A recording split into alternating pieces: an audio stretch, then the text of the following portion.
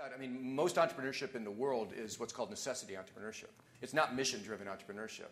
These are people who are entrepreneurs not because they have a big idea or because they're passionate about what they're doing. They're trying to survive, and there's no institutional way for them to do that. The notion of mission-driven entrepreneurship, I think, is something that is a force that is taking form in the developing world and in the emerging economies that has a couple of different facets to it. One is, and I've had this discussion with Carlos before, around the notion of entrepreneurship being really a surrogate in many of these economies for a notion of empowerment and democracy. The idea that the political institutions are not democratic, but the commercial institutions might be, and that individuals might see a chance of being empowered through entrepreneurship in a way that they can't be empowered by other institutions. That's a very important aspect of global entrepreneurship that needs to be considered when we think about how it gets translated out of a place like Silicon Valley, where it's about inventing, to a place like Chile, where it may be about how you create social change using commerce as your tools. That's one side of it. But directly to Richard's question, which is how do you get your experience in environments where there is not a history of entrepreneurship, this is very difficult. A lot of times when I'm traveling around and asked to speak about entrepreneurship, I'm asked to speak in the Silicon Valley of Taiwan, the Silicon Valley of India, the Silicon Valley. So everybody has a Silicon Valley, and you walk into these places, and sure enough, it looks just like Silicon Valley.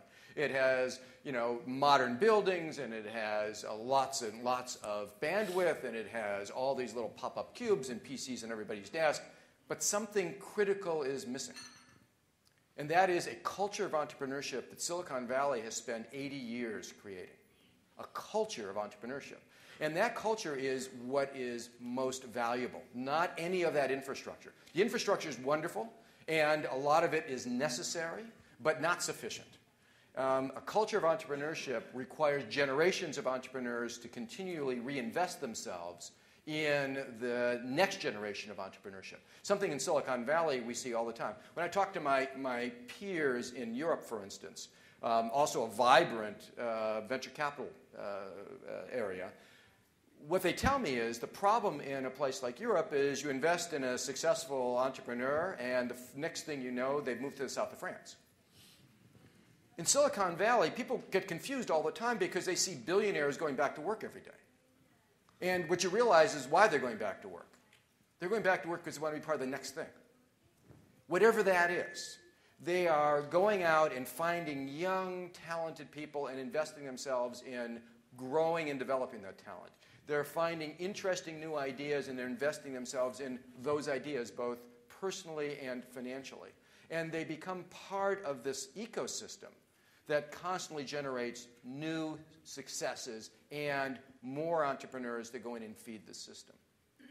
So Silicon Valley, one of the cultural attributes that I think is very distinguished from the Silicon Valleys I see every place else on the planet, including in other places in the United States, is the notion of how we deal with failure. Everybody thinks, well, this is just an amazing culture because of all the successes. The reason we have the successes is because of the way our culture deals with failure. Failure in Silicon Valley is usually seen as positive experience unless it happened because you were dumb, you were corrupt, or you were lazy. If one of those things caused you to fail, you're out. If you failed because the market changed, because you were wrong about your science, because competitors beat you to the market, you've just earned a badge to go try it again.